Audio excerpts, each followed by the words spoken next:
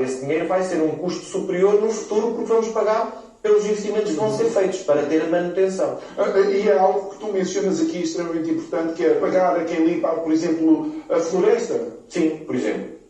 Acabando a questão da habitação, darem apoio para as pessoas que construírem as casas velhas das aldeias e irem para lá morar. Portanto, essas famílias que estão com dificuldades e não têm casa, é uma oportunidade. Na questão de mais florestal e até da agricultura, dos meios mais rurais, que é 80% do território português, as pessoas têm que ter noção, 80% do território português está praticamente ao abandono. Depois há uma cidade ou outra lá no meio, mas está ao abandono. E esse valor podia ser usado para... Nós temos que pôr na cabeça que para controlar a floresta, para controlar os incêndios, as cheias, tem que haver presença humana. A presença humana não quer dizer que estejamos a destruir, mas a controlar, a fazer manutenção.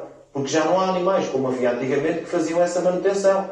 Porque depois é o pasto, são as ovelhas, são as cabras, são as várias intervenientes a fazer o queijo. Portanto, mas isso havia uma cadeia que fazia com que houvesse limpeza. Hoje em dia não há. Então é mais fácil pagarmos para as pessoas limparem do que depois estarmos a pagar para pagar os incêndios, para contratar aviões, para pagar indenizações às pessoas que morrem, pagar indenizações das casas, do que perderam, os apoios que depois lançam pelo IFAP. Depois criam aqui uma série de confusões, que são criadas uma série de comissões para analisar isto, comissão para analisar aquilo, criam as CCDRs, criam as CIMs.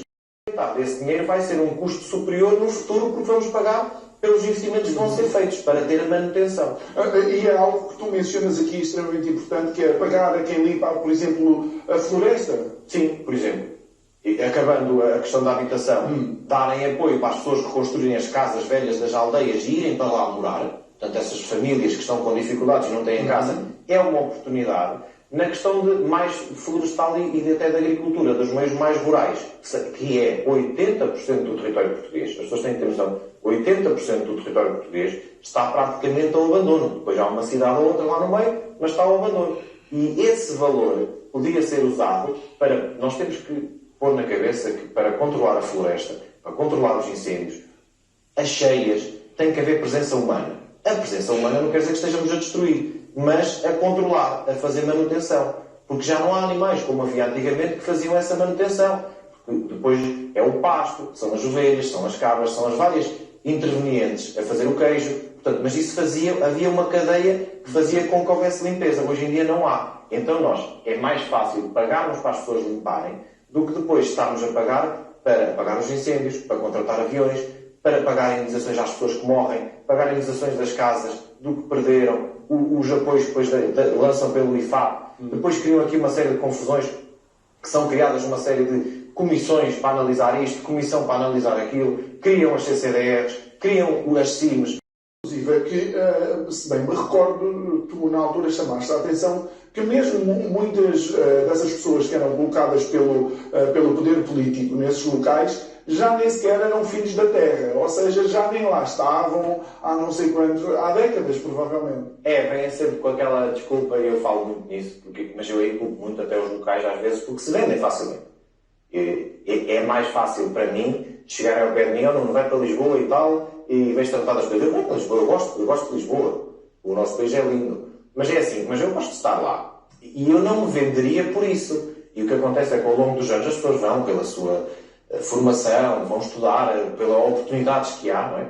E portanto, estou a dar o exemplo de Lisboa, mas pode ser Porto, ou lá para Londres até, porque hoje em dia estamos numa Europa, num mundo globalizado. E as pessoas vão e esquecem-se depois de lá. Mas passados uns anos, precisamos de um candidato para representar ali o Alto Distrito, ou a Beira Serra, por exemplo. Mas não temos lá ninguém, nem lá não. Temos de ter aqui uma pessoa que nós consigamos aqui controlar e tal. Mas está aqui o Joaquim, que tem lá o avô era lá da Serra do Açor, e a avó pertencia lá a Viseu, e vai para lá, eu sou de cá, nem sabe onde é a terra, nem sabe onde nasceram os avós, nem nada. Vinha cá nas férias, vinha cá uma vez, e pronto. E continuamos com este sistema, mas isso acontece lá, como acontece na União Europeia, quando colocam um português a dirigir os serviços da União Europeia, colocam um português para mostrar que há alguém das zonas desfavorecidas lá na União Europeia. Mas nós depois vamos a verificar que quem vai para lá depois é dominado pelaquela máquina toda que eles não conseguem fazer nada. No final, quem perde são as populações, porque as comissões de coordenação, eu vou dar o exemplo da nossa comissão de coordenação do centro, que vai desde o Douro até ao Tejo, mais ou menos, vem quase até Lisboa, não é? Abarca uma região enorme, de 3 milhões de pessoas, mais ou menos, eu penso que é esse o número. Agora imaginamos, nós, como região, temos uma região mais ou menos desfavorecida para a União Europeia, portanto nós pedimos dinheiro à União Europeia, que vem para a comissão do CCDR Centro, porque é uma zona desfavorecida. Mas porquê é que essa zona é desfavorecida? Porque tem 5 municípios muito ricos. Aveiro, Coimbra, Leiria, Viseu e se calhar a Covilhã, por exemplo. Mas depois tem uma série de concelhos pequeninos, vou dar um exemplo de pequenos, Vila de Rei, Góis, Penedono, mas para a média interessa que esses concelhos existam para ir buscar o dinheiro da União Europeia. Mas depois esse dinheiro da União Europeia, para esses concelhos, vai zero. É utilizado nos municípios outra vez mais, vai para a Figueira, vai para Aveiro, vai para Coimbra, vai para a Águeda, vai para... Ou seja, é uma falsa distribuição, lá está como os votos, não é? Nós votamos por um distrito e elegemos daquele distrito. Mas as áreas maiores não têm voz muitas das vezes. Eu vou dar um exemplo, Coimbra, ninguém de Góis é eleito para a Assembleia da República, dificilmente. Tem 2.000 votos, por exemplo. Portanto, 2.000 votos no distrito de Coimbra vale zero. Mas, no entanto, tem um território que se calhar são 4 ou 5% do distrito. E isto não está feito para haver a coesão. A coesão que se fala é só bonito pelo nome. Fala-se de coesão, é bonito. Porque nós, com a coesão, chegamos à União Europeia. Mas nós temos aqui este pessoal lá em cima, coitados, tem floresta, tem agricultura, tiveram incêndios, precisamos de apoio para lá. E a União Europeia diz, quanto é que é preciso? Mandem 100 milhões, que nós fazemos lá uns planos, vamos criar emprego e não sei o quê. Os 100 milhões vêm para a CCDRs ou para uma direção regional qualquer, mas depois, como estamos num bolo inseridos com Coimbra, Figueira e outros distritos, estou a dar exemplos, não é? Eles investem em eucalipto, por exemplo, na Figueira, porque está perto das fábricas da celulose. Vou dar um exemplo, não é?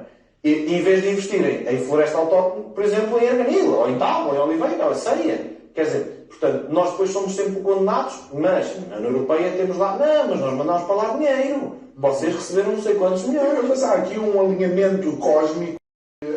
Creio que a Elisa Ferreira é alguém que tem um papel preponderante, pois, nisto. Tem responsabilidade, mas também eu condeno mais os autarcas locais que ao longo dos anos se têm deixado de vender. E vender no aspecto de não terem defendido a região e os concelhos e os municípios dos quais os elegem. Portanto, porque se eles defendessem as regiões, eles batiam. Davam um murro na mesa e diziam, não, mas eu quero aqui isto, eu quero aqui gente, eu quero emprego. Porque um dos grandes problemas dos interiores e da zona da democracia, de uma forma geral, e da democracia em geral, é a distribuição depois do trabalho. Porque assim, as pessoas sem trabalho, sem rendimento, não conseguem depois fazer nada. E se não tivermos emprego para a família, ou se o emprego não for valorizado, não é fácil de manter as pessoas, seja em que território for. Que foi o que aconteceu, por exemplo, eu dou muito o exemplo da Madeira. A Madeira era muito pobre, quem conhecia a Madeira era muito pobre. Não quer dizer que ainda não tenha focos de pobreza. É a questão da água, o problema não foi a água, o problema foi a tal prevenção, foi a ajuda das populações, foi o erro que houve naquela estrada principalmente, e houve uma série de erros.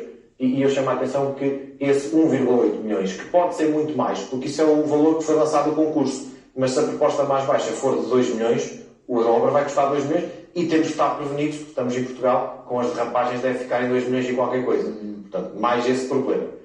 Não é essa a questão, é todo este complemento que eles fazem, que eles criam, e eu, voltando há pouco ao IC6, que por exemplo não falámos, que é estruturante, nós estamos ali numa encruzilhada onde vivemos, entre Coimbra, Viseu e Guarda, há anos que se fala ou de um túnel para o lado da Covilhã, ou de um melhoramento do IC, ou de uma autoestrada, que ponham lá o que quiserem, que se colocarem uma autoestrada com portagens, eu não me importo de pagar portagens.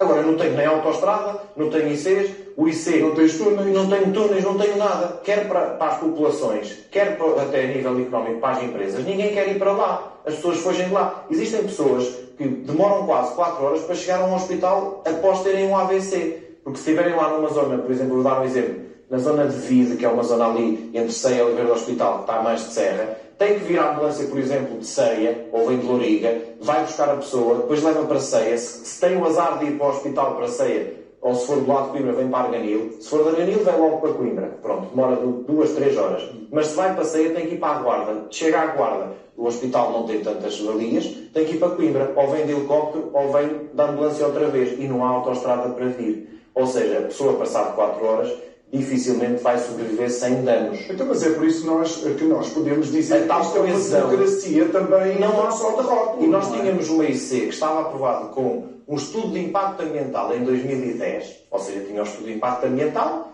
tem o período de avaliação, a seguir avança-se para a orçamentação de execução. Neste momento foi colocado lá o pequeno troço de 18 km, porque estes ICs englobam cerca de 60 km, porque ligam a Celúrico da Beira, Covilhã e Viseu, é um triângulo, que é a zona que não tem acessos, ele está bem desenhado. Quem fez aquilo nos anos 90 sabia que ali não havia acessos e sabia o que é preciso até para o desenvolvimento do turismo e da floresta. Neste momento foi colocado no plano de resiliência esse pequeno troço num pacote de 190 milhões, onde estão 22 obras e aquilo está previsto ter só os tais 19 km por 40 milhões. Ora, se todas as obras custarem uma média de 20 milhões, os 190 milhões não chegam a metade das obras. Portanto, estamos a tirar a areia para os olhos. Ainda por cima estão a andar com o projeto para trás, porque o que foi agora lançado pelo Instituto de Estradas é, outra vez, o orçamento com um novo estudo de impacto ambiental. Ou seja, nós retrocedemos 4 ou 5 anos. É como se...